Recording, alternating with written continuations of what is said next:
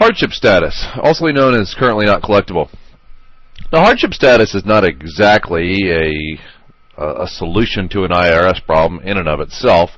But it can be very helpful, and it can be a solution in certain circumstances, and I'll explain that in a little bit. My name's Darren Mish, and I'm an attorney in Tampa, Florida, whose practice revolves around the resolution of IRS problems. It's all we do at my firm, and we've done it for many years, and we've gotten pretty good at it. You might be watching this video on my website. My website's at getirshelp.com, and our phone number is 888-438-6474. That's 888-GET-MISH. Now, currently not collectible or hardship status is a situation when the IRS agrees that you have no ability to pay. In other words, after they've done a financial analysis or looked at your collection information statement, they agree that you have the ability to pay zero or less than zero. Technically, what they agree is that to cause you to pay anything at all would constitute what is known as an economic hardship. Now, you might ask, what does economic hardship mean? Or is that just fancy lawyer talk?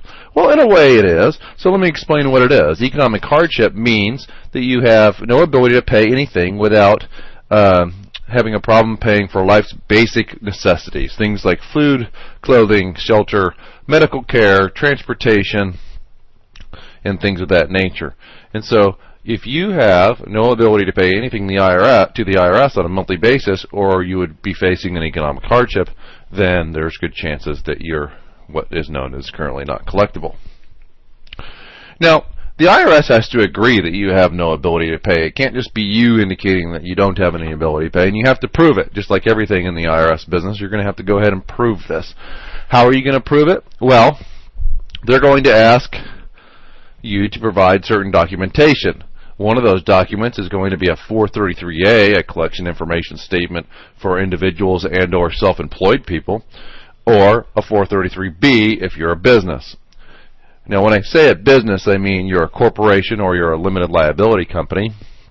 And when I say self-employed, I mean you're a sole proprietorship, which means you have taken no formal extra efforts to formalize your business other than just hanging out your shingle as Bob's Bar and Grill or what have you.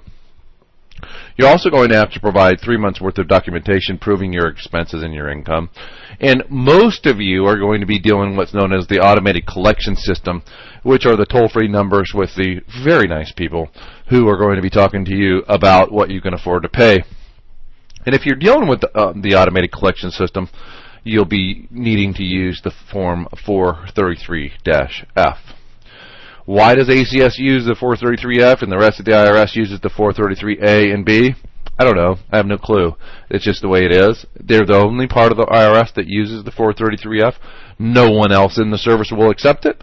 And likewise, the ACS will not accept a Form 433A. So don't even try. It's not worth it. You're also going to usually require an explanation of what your hardship is, of why, what your problem is and why you can't afford to pay in some way, shape, or form. And it could be something as simple as, I'm just not making enough money, the economy's down, or what have you. If the IRS agrees to place you in hardship status, it's usually going to be something between 12 and 24 months. There's actually two different ways that they can do this. They can put you into hardship status for an indefinite period of time or a definite period of time. Now, let me explain the difference because it seems like they're contradictory, but they're really not. The IRS, and they won't tell you which one of those two that they're going to do, but they have two ways of doing it. They can actually tie it to your adjusted gross income and say, well, if Mr. Jones makes more than $40,000 adjusted gross income in any year, then he used to come out for a review, and we'll see if he has an ability to pay at that time.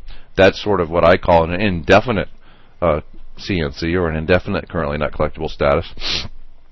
And the other would be they'd set it up to a timing mechanism. So let's say after 16 months, Mr. Jones' case needs to come back out, and he needs to come up for a review. Now, it's interesting to know, you need to know this, that you will not be told when you come out of currently not collectible status. What will happen is you will just come out of it and you'll start to get collection notices again, and that'll be your clue that you've come out of currently not collectible status. There's one exception to the collection notices issue, and that is by law, every year you're going to get an annual statement for each tax liability. So if you owe for 8 separate years, you're going to get 8 annual statements. They're only going to come out once a year, and you might recognize them as annual statements because they're not particularly threatening. They say something like, here, you owe us this money, and you really should pay it, and if you have the money, you should go ahead and send it to us. As opposed to your typical IRS collection notice, which is something short of, if you don't pay us, we're going to take all your kids, burn your house down, and let all your livestock loose. So, you can tell the difference between the two statements like that. There's one last thing that I wanted to throw in. It's kind of a funny little thing. If you really want to freak out an IRS person, tell them that you want status 53. It means hardship. It has to do with the computer screen that they're looking at when they put you in that status.